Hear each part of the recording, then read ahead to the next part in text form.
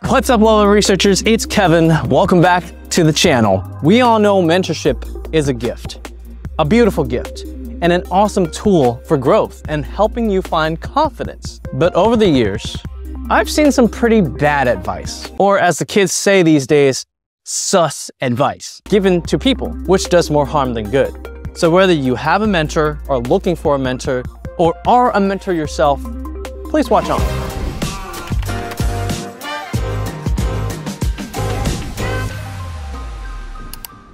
I've been mentoring for a long time.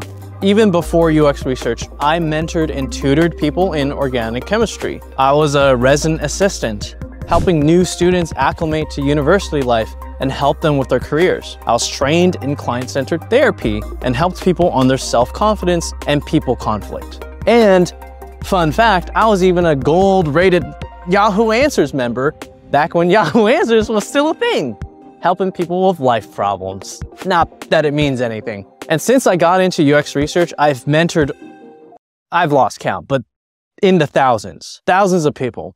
I love helping others and seeing them grow and seeing their eyes light up. But one thing I always kept in mind when I mentored folks was that people came from different paths and they all have different backgrounds than I did. And that my suggestions were just that, suggestions. I understand I might not always be able to help. So I have to recognize when I'm not the best person for the job. And so you've probably doom scrolled through LinkedIn, Facebook groups, maybe you've even asked questions about your career before, hoping for enlightenment. There will be mentors, hiring managers, sometimes even well-respected UX leaders of the community who give shitty advice.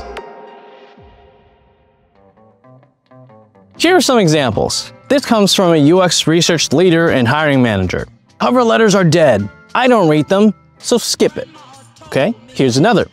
A PhD who landed their first UX research job at a big tech company says, I didn't need a portfolio when I landed my job, so I'd say portfolios aren't necessary. Here's another from a head of user research. How do you fit user research into 2-week sprints?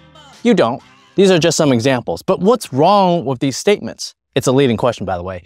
Well, the world doesn't revolve around them. The blanket advice doesn't account for the fact that people will have different experiences than they do, different paths. Just because something worked for the PhD person doesn't mean it's gonna work for the mentee who has a bachelor's in communications. Just because you don't read cover letters doesn't mean other hiring managers don't. And just because you have a belief about how research should work doesn't mean you can't be creative with the methodology.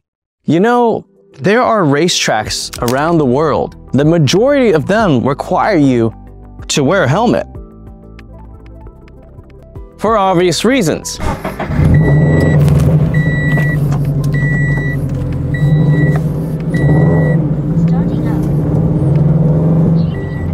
But there are some that don't require helmets, funny enough. And if this was your first time on the racetrack and I told you, oh, you don't need a helmet because one of them doesn't require it, and I personally don't wear a helmet, that's the stupidest advice. Better safe than sorry. Look, I'm not saying they're shitty people. I'm saying it's shitty advice. And I don't think anyone means any harm. The fact that they're sharing their learnings with others is how I learned too. And I love mentors who give back. But when we make the conscious choice to help, when we make the choice to write that LinkedIn post, we have the responsibility for sharing perspectives, not forcing them. Or at the very least, please explain your rationale. Good mentors relate to the mentee and meet them where they're at, or they at least try to understand that there may be people reading your post on LinkedIn and taking it as truth because you have a fancy title. Good mentors show mentees the possibilities of what could be, not what should be. When that happens, they have the tools to make their own decisions and be themselves, not become another you. So I'll leave a few more tips for y'all. Be a better mentor and mentee. For mentees, get different perspectives. Nobody's tips will be the same. That's why you hear conflicting advice all the time. and then make your own decision based on experience. Stay skeptical, stay curious, challenge ideas, play devil's advocate. Don't be afraid to ask questions or point out another perspective. If you sniff bullshit, don't call them out rudely. Just say, hey, I've heard this other thing. What do you think about that? Can you tell me the pros and cons? If they immediately dismiss other perspectives and double down on their own, their egos are probably threatened, and you should probably look for another mentor. Another thing you should do is find a mentor that matches your style. And then find more. Everyone has different styles, perspectives, and stories. What matters in life is not listening to one path, but many paths, and ultimately deciding your own path. For the mentors out there, remember a concept called theory of mind. This is a psychological concept where we have the innate ability to understand people have different experiences and beliefs. And this ability, we have it at a very young age. But sometimes we might forget due to oversight, learned biases, or the curse of knowledge. Just because you had one path in your career doesn't mean there aren't others. And I know you know that, but I want us to remember our responsibility as mentors, as educators. When you post something on social media, you might have a specific audience in mind, but when you have a large following, people are looking to you for trusted advice or tips. If you create a cult of yes people, then we're all just mindless sheep repeating the same bullshit to everyone else without knowing the why. So explain the why to folks instead of making empty platitudes for the likes and clicks. It's so easy to post surface level things. LinkedIn is full of shit posts. We know that. But that could hurt people's chances of success in the long run. Imagine someone reading your posts who's on their learning journey. Hey, some user research leader posted that you should never do 2-week research sprints. So I guess I should never do it. Well, why not? Oh, well, some head of user research said so on some LinkedIn post, so they must be right. It's bad practice.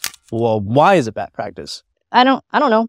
I've never done it before, so I don't know. You see, we're all awesome researchers, so ask open-ended questions to understand where your mentee is coming from. Encourage them to challenge your advice too.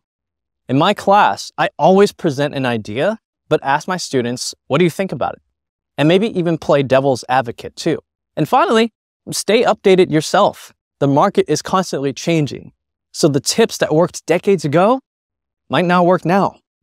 I wanted to make this video for a very long time, since I've seen some questionable advice pop up here and there. Luckily, I don't think it's the majority. The point of this video is about being prepared, being over-prepared, putting in the work to dig deeper into concepts, being skeptical and curious, and not taking shortcuts because someone else didn't have to do it the hard way. And this goes both ways for mentees and mentors. So, thank you. Thank you very much for watching me rant. But seriously, let's be intentional with mentorship. And I hope that some of what I said resonated with you. So what's the best mentorship experience you've ever had? What made them so special? And if you mentored, what worked well for you? What did you learn? Let me know in the comments below. I post videos on all things UX research to help you become a badass UX leader. Mad love. Peace.